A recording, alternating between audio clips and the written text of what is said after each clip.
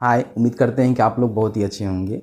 देखिए, आप में से काफ़ी सारे लोग ऐसे हैं जो कि बिहार में जो स्टूडेंट क्रेडिट कार्ड योजना चलाया जाता है, जिसके माध्यम से आपको जो है 4 लाख रुपए तक का जो है लोन दिया जाता है हायर एजुकेशन करने के लिए। उसका जो है लाभ तो लेना चाहते हैं, लेकिन एक्चुअल में उनको पता नहीं होता है कि इसके तहत जो है किनको लाभ मिलता है और लाभ लेने के लिए हम कैसे जो है फॉर्म को भर सकते हैं। फिर हमारा सिलेक्शन किस प्रकार से होता है, यानी कि हमारा जो लोन है वो किस तरह से स्वीकृत किया जाता है और रेट ऑफ इंटरेस्ट क्या देना पड़ता है, और फॉर्म भरते समय कौन कौन से दस्तावेज की ज़रूरत होती है। आपके मन में जो है बहुत सारे डाउट्स होते हैं और जिसके चलते आप फॉर्म को नहीं भर पाते हैं और आपको लोन का फ़ायदा नहीं मिलता है।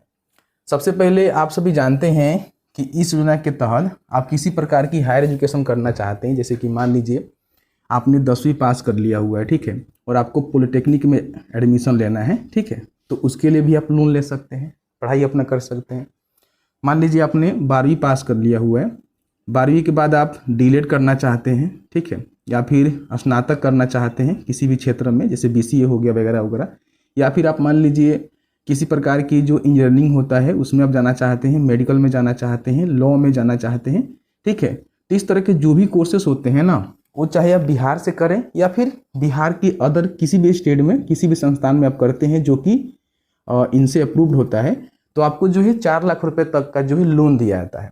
ध्यान रखिएगा, आपको जो है 4 लाख रुपए तक ही लोन मिलता है। उससे अधिक जो भी होता है, मान लीजिए आपका जो भी आप कोर्स करना चाहते हैं उसमें मान लीजिए आपका जो है 10 लाख रुपया लग रहा है, ठीक है, तो ऐसा नहीं है कि सरकार आपको 10 लाख देगी, आपको जो है 4 लाख तक ही मिलेगा, बाकी पैसे खुद से आपको भरना पड़ेगा। लेकिन कहीं ना कहीं मान लीजिए आपका कोर्स जो है 4 लाख से कम है या फिर 4 लाख तक है, तो आप इसका बेनिफिट ले सकते हैं, या फिर 10 लाख तक भी है तो 4 लाख तक ही बेनिफिट मिलेगा, बाकी खुद से आप भर सकते हैं। तो कहीं ना कहीं इस योजना के तहत आपको जो है लोन लेकर पढ़ाई करनी चाहिए, जो कि काफ़ी सारे बच्चे करते हैं, ठीक है। मान लीजिए जिनके पास पैसे नहीं हैं, जिनका घर का जो फैमिली बैकग्राउंड है वो सही नहीं है, तो पैसे दे नहीं पाएंगे क्वालिफिकेशन को फुलफिल करने के लिए। तो कहीं ना कहीं आपके पास एक विकल्प होता है जिसके माध्यम से अपना जो हायर क्वालिफिकेशन है आप कर पाते हैं, ठीक है। तो इसमें जो है काफ़ी सारे आपके डाउट्स रहते हैं कि किस तरह से हम क्या करें, रेट ऑफ इंटरेस्ट कितना देना पड़ेगा, पैसे कब चुकाने पड़ेंगे, किस तरह से हमें पैसे मिलेंगे, कुछ पता नहीं होता है। तो आज का ये वीडियो है ना, आपको काफ़ी जानकारी देकर जाने वाला है, क्योंकि इसमें हमने जो है सभी जानकारी को मेंशन किया हुआ है, जो भी एक्चुअल में नोटिफिकेशन में जानकारी दिया गया है। आप चाहें तो नोटिफिकेशन को भी पढ़ सकते हैं, हम उपलब्ध करवा देंगे, उससे भी आप अपना जो भी डाउट्स है उसको कंफर्म कर सकते हैं, देख सकते हैं। लेकिन आप वीडियो को देखेंगे तो ऑलमोस्ट सभी चीज़ों को हमने इसमें कवर किया हुआ है, जिसके माध्यम से आपको पता चलेगा कि हाँ, कौन लोग फॉर्म को भर सकते हैं और किनको जो है लोन यहाँ पे मिलेगा। सबसे पहले हम बात कर लेते हैं योग्यता की, इसमें जो है कौन लोग फॉर्म को भर सकते हैं। देखिए, अगर आपने 10वीं पास करके पॉलिटेक्निक जैसे जो कोर्स होता है उसमें आप एडमिशन लेना चाहते हैं तो अपना फॉर्म भर सकते हैं, या फिर आप 12वीं पास करके, मैंने यहाँ पे आपको बहुत सारे कोर्सेज बताया और इसका जो है लिस्ट होता है कि कौन कौन से कॉलेज और कौन कौन से कोर्स अप्रूव्ड है, उसके तहत ही आप BEd पर भी ले सकते हैं, DLED पर भी ले सकते हैं, ठीक है। तो उसका लिस्ट हम नीचे उपलब्ध करवा देंगे, जिसके माध्यम से उसको डाउनलोड करके आप देख सकते हैं। तो इसमें जो है कौन कौन से कोर्स और कौन कौन से कॉलेज अप्रूव्ड है या फिर इंस्टीट्यूट अप्रूव्ड है, जिसके माध्यम से आप जो है इसके तहत लोन लेकर पढ़ाई कर सकते हैं, ठीक है। तो इसमें बहुत सारे होते हैं, आप लिस्ट देखेंगे तो आपको समझ में आएगा। ऑलमोस्ट जितने भी कोर्स होते हैं सभी कोर्स को इसमें इंक्लूड किया गया है।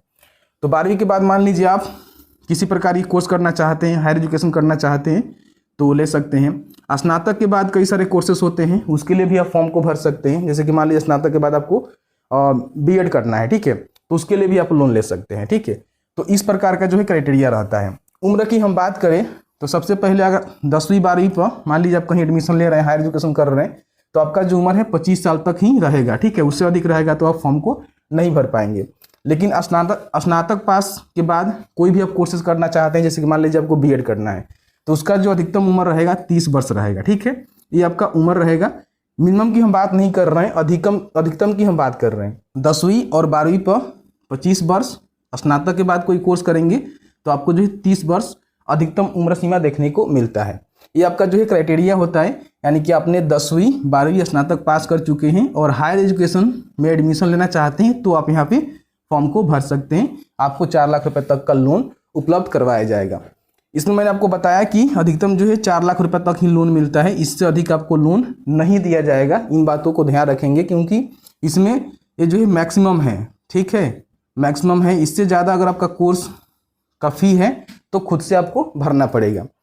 यहाँ तक मैंने आपको जानकारी दे दिया कौन लोग फॉर्म को भर सकते हैं। तो अगर आपने भी 12वीं पास कर लिया हुआ है या फिर 10वीं पास कर लिया हुआ है, स्नातक पास कर लिया हुआ है और आपको जो है कोई भी हायर एजुकेशन लेना है, एडमिशन उसमें करवाना है, तो आप जो है इसके लिए पात्र हैं, फॉर्म को भर सकते हैं। 25-30 उम्र मैंने आपको बताया कि 10वीं 12वीं पास है तो 25 और स्नातक पास है तो 30 वर्ष यहाँ पे अधिकतम आपका उम्र होनी चाहिए।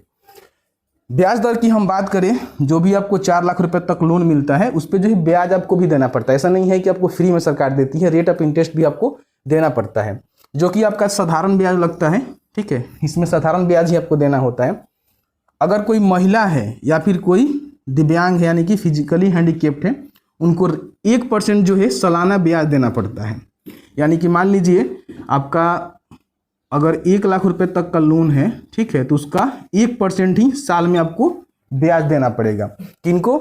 जो महिला है या फिर कोई PH है, फिजिकली हैंडीकेप्ड है, ठीक है, उनको देना पड़ता है। बाकी सभी कैटेगरी के जो लोग हैं, मान लीजिए आप SC ST हैं, BC BC हैं, मेल हैं, ठीक है, या फिर कोई भी कैटेगरी से आते हैं, मेल हैं, तो आपको जो है 4% यहाँ पे देना होगा, जो कि साधारण ब्याज होगा, और आपको जो है सालाना के रूप में 4% यहाँ पे देना होगा, ठीक है। ये आपका मंथली नहीं लगता है, सालाना लगता है।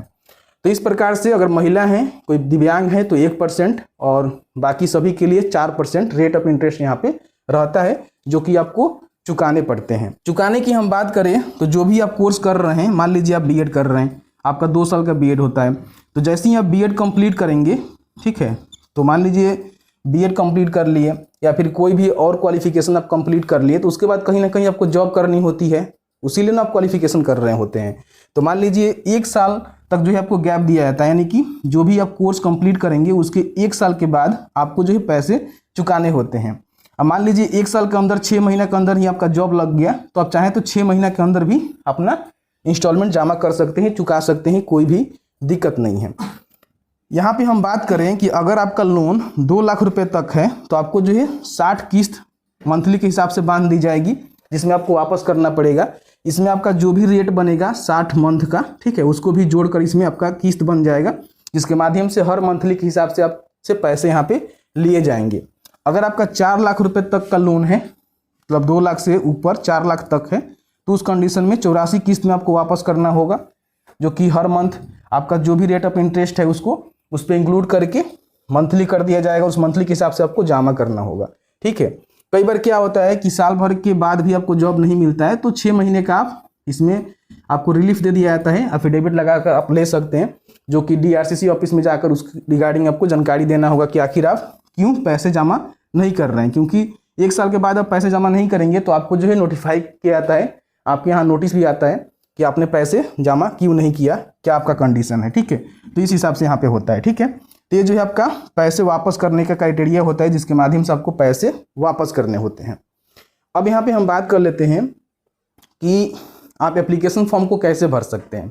जैसे कि मान लीजिए आप कोई भी कोर्स में प्रवेश करना चाहते हैं, एडमिशन लेना चाहते हैं, आप सारे क्वालिफिकेशन को फुलफिल करते हैं, आप रेट ऑफ इंटरेस्ट भी समझ लिए कि हाँ इतना मुझे देना होगा। कई बार क्या होता है कि मुख्यमंत्री साहब ये भी कहे हुए हैं ना कि अगर कोई बच्चा पैसा चुकाने में सक्षम नहीं होता है तो हम पैसे माफ़ भी कर देंगे, क्योंकि उनका वीडियो जो वायरल भी हुआ था, आप सभी जानते हैं, उसमें उन्होंने कहा था। तो ये भी कंडीशन होता है, लेकिन मोस्टली यहाँ पे माफ़ नहीं होता है, बहुत ही रेयर केस में माफ़ होता है, बाकी सबको यहाँ पे देना पड़ता है। तो ऑनलाइन आवेदन करने के लिए आपके पास सारे क्राइटेरिया को आपने देख लिया कि हाँ इसको आप फुलफिल करते हैं, ऑनलाइन आवेदन करना चाहते हैं, तो 7 न्यूज़ चाय का जो ऑफिशियल पोर्टल है उसके माध्यम से आप खुद से आवेदन कर सकते हैं, ठीक है। आपके पास पहला विकल्प है कि आप खुद अपने मोबाइल से या फिर इनका जो मोबाइल एप्लीकेशन आता है उसके माध्यम से फॉर्म को भर सकते हैं। इस पर हमने ऑलरेडी वीडियो बनाकर आपको जानकारी दे दिया हुआ है कैसे जो है फॉर्म को भर सकते हैं, उस वीडियो को चेकआउट कर लेना। बाकी यहाँ पे CSC सेंटर यानी कि जनसेवा केंद्र होता है, वहाँ से भी फॉर्म भरवा सकते हैं, या फिर आप चाहें तो इनका जो DRCC ऑफिस होता है, जो कि हर जिले में होता है, जहाँ से आपका सारा काम होता है, वहाँ पे भी जाकर आप फॉर्म भर सकते हैं, वहाँ से कोई दिक्कत नहीं है। तो आपके पास 3 विकल्प हैं जिसके भी माध्यम से आप फॉर्म भरना चाहते हैं। चाहे तो आप पढ़े लिखे हैं ही, खुद से भर लीजिए, कोई भी दिक्कत नहीं है। फॉर्म भरने के लिए और इसका अप्रूवल लेने के लिए आपके पास महत्वपूर्ण दस्तावेज होनी चाहिए, ठीक है। तभी जो है फॉर्म को भरेंगे तो आपका जो है अप्रूवल हो पाएगा और आपको पैसे मिल पाएंगे। सबसे पहले तो यहाँ पे आवेदक का आधार कार्ड देना होगा, यानी कि जिनके नाम से आप लोन लेना चाहते हैं, जो स्टूडेंट पढ़ाई करना चाहता है उसका जो है आधार कार्ड का पूरा डिटेल्स यहाँ पे देना होगा। उसके जो अभिभावक होते हैं, माता पिता या फिर कोई भी हो सकते हैं गार्जियन के रूप में, उनका भी आधार कार्ड यहाँ पे देना होगा, क्योंकि ग्रांटर के रूप में उन्हीं को यहाँ पे ग्रांटर बनाया जाता है। ठीक है, तो यहाँ पे अभिभावक का भी जानकारी आपको देना पड़ेगा। उसके बाद जो भी आपका शैक्षणिक योग्यता प्रमाण पत्र है, जैसे कि मान लीजिए आपने 10वीं पास किया हुआ है, 12वीं पास किया हुआ है, स्नातक पास किया हुआ है, वो आपको प्रमाण पत्र यहाँ पे देना होगा। आपके कंडीशन में कुछ भी हो सकता है, वो सभी प्रमाण पत्र आपको जो है मूल लेकर जाना होगा, यानी कि ओरिजिनल में आपको सभी सर्टिफिकेट प्रमाण पत्र आपको लेकर जाना होगा डीआरसीसी ऑफिस जब आपका वेरिफिकेशन होगा।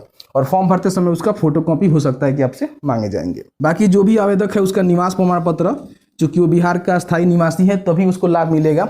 अब ऐसा नहीं है कि आप बिहार से हैं तो बिहार से ही पढ़ाई करेंगे तो आपको लाभ मिलेगा, ऐसा नहीं है। बिहार से हैं ठीक है, लेकिन आप किसी अदर भी स्टेट से किसी प्रकार की कोई कोर्स कर रहे हैं तो आपको लाभ मिलेगा, कोई दिक्कत नहीं है, लेकिन निवास आपको यहाँ पे देना पड़ेगा। ठीक है, बैंक खाता आपको देना पड़ेगा, पासबुक, ठीक है, ये लगेगा आपका। आपके पास एक खाता होना चाहिए जिसपे उस चीज़ का पासबुक होना चाहिए, जिसमें उसका जो भी IFSC कोड होता है, खाता नंबर होता है या फिर आपका नाम होता है, उसमें मेंशन होना चाहिए। उसके बाद जहाँ भी आप एडमिशन लेने वाले हैं उसका नामांकन प्रमाण पत्र आपको देना पड़ेगा, क्योंकि आप सभी जानते हैं कि आप सबसे पहले तो प्लानिंग करेंगे कि हमें क्या करना है, उसके हिसाब से अपना इंस्टीट्यूट कॉलेज देखेंगे कहाँ करना है, उसमें जाकर आप एडमिशन कराएंगे या फिर एडमिशन कराने के लिए फॉर्म को भरेंगे तो उसमें जो भी आपका नामांकन प्रमाण पत्र होता है वो आपको मिलेगा। और फिर यहाँ पे फी स्ट्रक्चर बोनाफाइड आपको मिलेगा, जिसमें दिखाया जाएगा कि आपका कितना कोर्स का शुल्क है। यानी कि मान लीजिए जो भी आप कोर्स करते हैं तो उसमें एक निर्धारित शुल्क होता है कि आपको जो है इतना देना पड़ता है, तो उसका जो एक फी स्ट्रक्चर वहाँ से मिलेगा। ठीक है, जिसको कई बार बोनाफाइड भी बोला जाता है। तो ये सर्टिफिकेट आपको मिलेगा, ये आपको देना मैंडेटरी होगा, क्योंकि इसी के बिहाफ पे आपका लोन सेक्शन होगा। ठीक है, इन बातों को ध्यान रखेंगे। बाकी यहाँ पे फोटो आपको देना पड़ेगा, फोटो भी लगता है, और मेल ID, मोबाइल नंबर वगैरह वगैरह आपको देना पड़ेगा। ये सारे डॉक्यूमेंट जो है आपको, जो डॉक्यूमेंट के रिगार्डिंग आपको फॉर्म को भरना है। फॉर्म को भरने के बाद क्या होगा कि आपका जो है आवेदन का स्वीकृति यहाँ पे किया जाएगा। ठीक है, तो इसके लिए क्या करना होगा कि जैसे ही आप फॉर्म को भरेंगे, ठीक है, फॉर्म को भरने के बाद आपको जो है DRCC ऑफिस जाना होगा। आप में से काफ़ी सारे लोग कहेंगे कि DRCC ऑफिस होता क्या है। देखिए, आपको करना क्या है कि 7 निश्चय का हम एक नीचे लिंक देंगे, जिसमें 7 निश्चय का ऑफिशियल पोर्टल पे जाएंगे और आप अपने जिले का जो DRCC ऑफिस है उसकी सूची देखेंगे। तो आप अपने जिले की जो DRCC ऑफिस की सूची है उसमें देखेंगे तो उसका नाम कहाँ पे है, फिर उसका address, mobile number, email ID सभी आपको देखने को मिल जाएगा, जिसके माध्यम से वहाँ पे आप विजिट कर सकते हैं। ठीक है, तो वहाँ पे आपको जाना होगा सभी दस्तावेज को लेकर। ठीक है, जो भी आपने फॉर्म भरते समय दिया हुआ है, जो भी आपका बैंक खाता है, संस्थान का नामांकन प्रमाण पत्र है, फी स्ट्रक्चर है, फोटो है, निवास है, शैक्षणिक योग्यता प्रमाण पत्र है, आवेदक का आधार कार्ड है, जो भी ग्रांटर ग्रुप में बन रहा है उसका आधार कार्ड है, ये सभी जो है डॉक्यूमेंट लेकर आपको DRCC ऑफिस जाना होगा, जहाँ पे एक TP भी है जो कि वेरिफिकेशन आपका करता है, उसको ये जानकारी दी जाएगी। वहाँ पे वेरिफिकेशन कराएंगे तो आपका अप्रूव होगा। अप्रूव होने के बाद TP को दिया जाएगा, जो कि आपका सत्यापन करेगा, देखेगा कि आप एक्चुअल में उसके लायक हैं कि नहीं है। उसके बाद वहाँ के जो भी नोडल पदाधिकारी होंगे उसको आपका एप्लीकेशन फॉरवर्ड कर दिया जाएगा, जिसके माध्यम से ये सरकार से जो भी कोषांक होता है आपके जिले में, वहाँ से इसका अप्रूवल मिलेगा। फिर जो है सचिवालय वगैरह में जाता है, उसके बाद यहाँ पे आपका अप्रूवल वगैरह वगैरह मिलता है। ठीक है, तो अप्रूवल मिलने के बाद ही जो भी पैसा होता है वो पैसा आपके हाथ में नहीं मिलता है। ठीक है, ध्यान रखिएगा, जो भी आपका संस्थान है जहाँ पे आपने एडमिशन लिया हुआ है वहीं पे आपको ट्रांसफ़र कर दिया जाता है। जो भी आपका सेमेस्टर वाइज जो पैसा होता है वो ट्रांसफ़र हो जाता है। हालांकि कुछ ऐसे जगह हैं जहाँ पे रहने खाने का भी पैसा आपको दिया जाता है, जिसका लिस्ट हम नीचे आपको दे देंगे। अदर स्टेट में आप हैं, हॉस्टल का फ़ी हो गया, फिर कुछ पढ़ने कलम कॉपी का जो होता है, बुक का होता है, वो भी आपको मिलता है। तो उसका लिस्ट हम नीचे दे दिए हुए हैं, जिसको आप चेकआउट कर सकते हैं। तो इस तरह से सभी काम होता है और इस तरह से आप पढ़ाई करते हैं। पढ़ाई करने के बाद 1 साल के बाद जो है पैसे आपको वापस करने होते हैं। अगर आपका जॉब लग जाता है, मान लीजिए 1 साल के अंदर ही आपका जॉब लग गया, तो आप चाहें तो 6 महीने के बाद भी अपना पैसा जो है भर सकते हैं, कोई भी दिक्कत नहीं है। तो इस तरह से मैंने जो है सभी जानकारी को इस वीडियो में कवर करने की कोशिश किया हुआ है। उम्मीद करते हैं कि वीडियो आपको अच्छा लगा होगा, तो प्लीज़ वीडियो को लाइक कर दीजिएगा। और इस तरह का वीडियो देखने के लिए अभी तक आपने इस चैनल को सब्सक्राइब नहीं किया है तो प्लीज़ सब्सक्राइब कर दीजिएगा। Thank you very much.